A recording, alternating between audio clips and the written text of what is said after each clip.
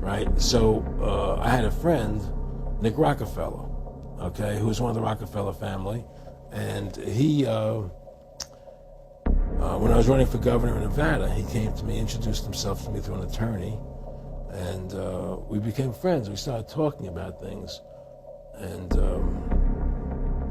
I learned an awful lot from Mr. Rockefeller. And one of the things that we used to talk about was the ultimate plan of the banking industry, what they wanted to accomplish. And the goals of the banking industry, not just the Federal Reserve System, but the private banks in Germany and England, all over Italy, all over the world, they all work together. They're all central banks, and they're all part of the Communist Manifesto. You know, central banking is one of the major planks of the Communist Manifesto. We talk about America being a capitalistic country, but yet at the same time we have a central bank that plans everything for us, right? And the graduated income tax is another plank of the Communist Manifesto, right? So right there you have two major planks of the Communist Manifesto that have been brought in because of the Federal Reserve System, okay? So the ultimate goal that these people have in mind is the goal to create a one world government run by the banking industry, run by the bankers, and they're doing it in sections. The European currency, the euro, and the European Constitution is one part of it. Now they're trying to do it in America with the North American Union, right? And they want to create a new currency called the Amero, right? And the whole agenda is to create a one world government where everybody has an RFID chip implanted in them. All money is to be in those chips, right? There'll be no more cash. And this is given me straight from Rockefeller himself. This is what they want to accomplish. And all money will be in your chips. And so instead of having cash, anytime you have money in your chip, they can take out whatever they want to take out whenever they want to. If they say you owe us this much money in taxes, they just deduct it out of your chip digitally. Total control. Total control. And if you're like me or you, and you're protesting what they're doing, they can just turn off your chip. And you have nothing. You can't buy food. You can't do anything. It's total control of the people. And that chip's connected to a database that has your purchasing records, what you do, Everything is in there, you know? And so they want a one world government controlled by them, everybody being chipped, all your money in those chips, and they control the chips, and they control people, and you become a slave, you become a serf to these people. That's their goal, that's their intentions. Can you be specific about when you met Rockefeller, how it happened in these discussions? I met Rockefeller through a female attorney I knew who called me up one day and said, one of the Rockefellers would like to meet you. I had made a video called Mad as Hell, and he'd seen the video and wanted to meet me and knew I was running for governor of Nevada. So sure, I'd love to meet him. And I met him and I liked him, and he was a very, very smart man. And we used to talk and share ideas and thoughts. And he's the one who told me 11 months before 9/11 ever happened that there was going to be an event.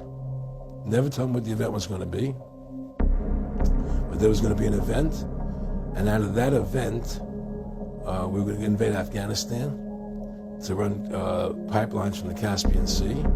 We were going to invade Iraq, you know, to take over the oil fields, establish a base in the Middle East, and make it all part of the New World Order. And we go after Chavez in Venezuela. And sure enough, later 9/11 happened, and I remember he was telling me how how you're gonna see soldiers looking in caves for people in Afghanistan and Pakistan and all these places, and there's gonna be this war on terror, of which there's no real enemy, and the whole thing is a giant hoax, you know, but it's a way for the government to take over the American people. He told you it was going to be a hoax. Oh yeah, oh yeah, there's no question. He says there's going to be war on terror, and he's just laughing. There's no, who are we fighting? I mean, why do you think 9/11 happened, and then nothing's happened since then? Do you think that our security is so great here that these people who pulled off 9/11 were able to can't knock down another plane? Come on, it's ridiculous. 9/11 was done by people in our own government and our own banking system to perpetuate the fear of the American people into subordinating themselves to anything the government wants them to do. That's what it's about, and to create this war, this endless war on terror. And that's why and that was the first lie. And the next lie was going into Iraq, to get Saddam Hussein out with his weapons of mass destruction. That was the next lie. Yes, that did happen. I was definitely being recruited, but it's more subtle than that. Well, your words. Just go through the process, and then what he said. Well, what it is remember we were friends, and we used to go to my house a lot. We'd have dinner, we'd talk, and he'd tell me about business investments, how you get involved in, or they would help me with this business investment or that business investment. And was I interested in joining the Council on Foreign Relations? I would have to get a letter to join them, but was I interested in that? And just stuff, leading you on. And I used to say to him that I never really did that because that wasn't where I was coming from. As much as I like you, Nick, your ways and my ways we're on the opposite side of the fence. I don't believe in enslaving people, And he would come back with, "Oh, I do." Well, it would be more like, It's better for them. Well, it's more like, how do I put it? It was like, what do you care about them? What do you care about those people? What difference does it make to you? Take care of your own life. Do the best you can for you and your family. What do the rest of the people mean to you? They don't mean anything to you. They're just serfs. They're just people. It was just a lack of caring, and that's just not who I was. It was just sort of like cold, it was just like cold, and I used to say to him, what's the point of all this? You have all the money in the world you need. You have all the power you need. What's the point? What's the end goal? And he said the end goal is to get everybody chipped, to control the whole society, to have the bankers, the elite people, the bankers and some governor controlling the world. And I said, do all the people in the Council on Foreign Relations believe this way you do? He said, no. Most of them believe they're doing the right thing. A lot of them believe it's better off being socialistic. We have to convince people that socialism is really capitalism. Because America's becoming a socialist country. It's a communist country today. Well, one of the things they told me was that he was at the house one night, and he would talk, and he started laughing. He said, "Aaron, what do you think women's liberation was about?"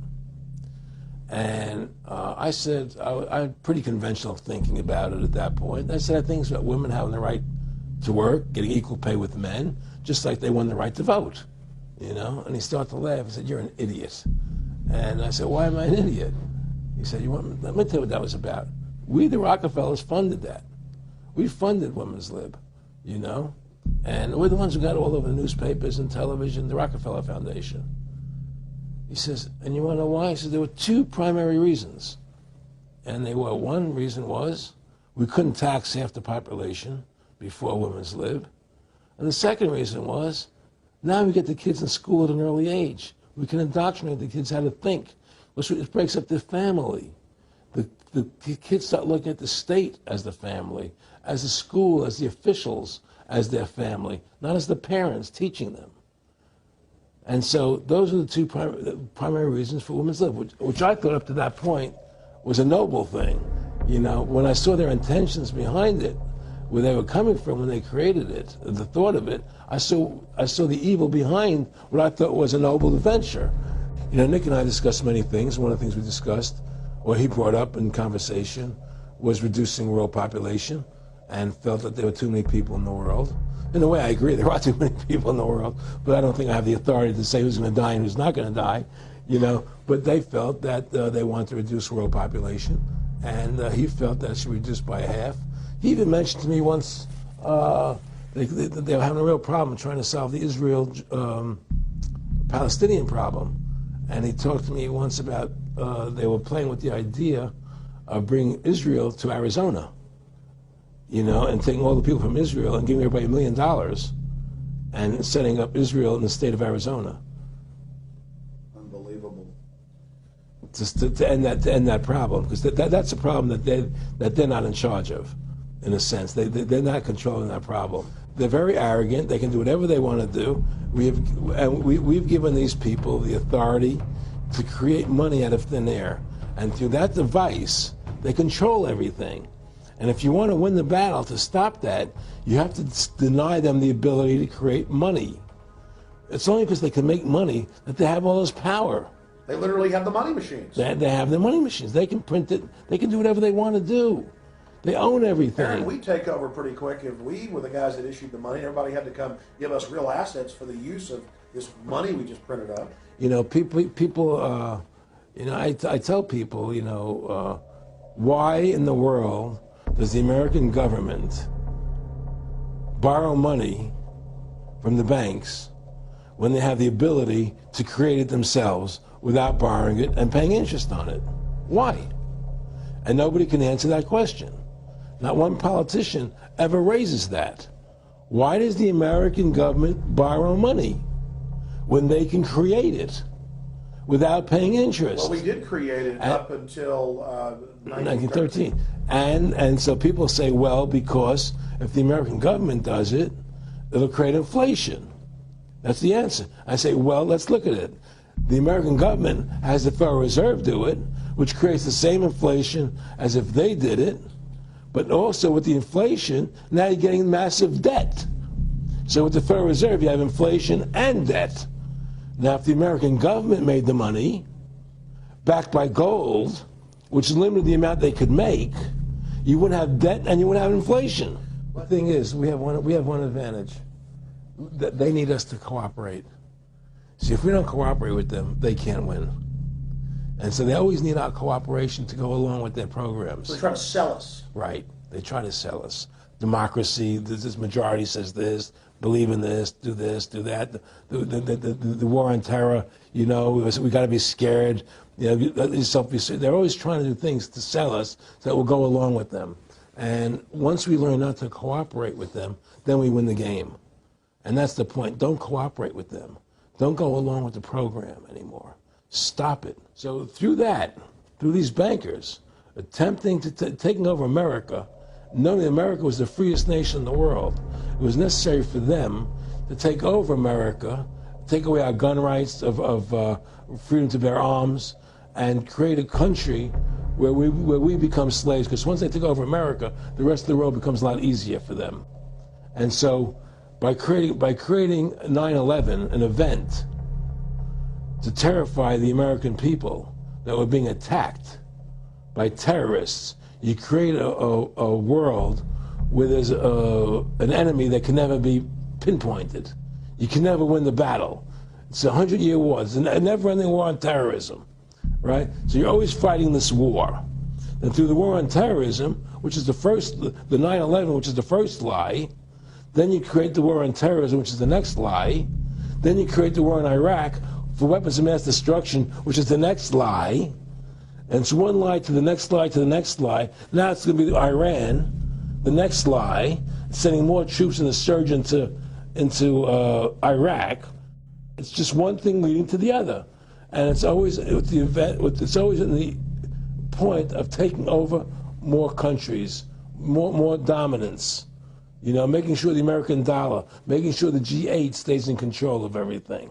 And what they want to do is to control the American people, control the people of the world, put RFID chips in everybody, so everybody's a slave to these central banks. What are they running around doing evil? I mean, they just run around continually doing evil. I think a lot of them think they're doing the right thing. I think a lot of them think they're doing the right thing. Not the top elite, but people within the system. But I think that it's all about, as Nick said to me, it's about control and power. They have all the money they want. They can make all the money they want. They have a machine that can make all the money. It's not about money. It's about control. It's about their vision of how they want to see the world in their eyes. And, you and I believe in individuality, in the person being the dominant thing, the individual being the dominant person. Today we live in a world where institutions are dominant, not people. The American, we the people, by the people, for the people. Now it's we the institutions, by the institutions, for the institutions. People are secondary. It's all about corporations and institutions. And the Federal Reserve is the biggest institution in the world. You know, if you ask somebody what's the biggest corporation in the world, they'll say Google or Walmart or Exxon or something. But the biggest corporation in the world is the Federal Reserve System, right? And all the other corporations feed off the nipple of the Federal Reserve System. Well, it's like the Monopoly game. The bank always wins. It has unlimited money. It's not the people playing on the board. Exactly. The bank owns the board, the box, the right. the shelf it's sitting on.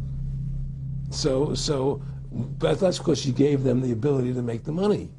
You have to take that away from them. We need to take the bank away from the private bankers. Exactly. You have to take the creation of money away from the private bankers, and you'll solve 95% of your problems.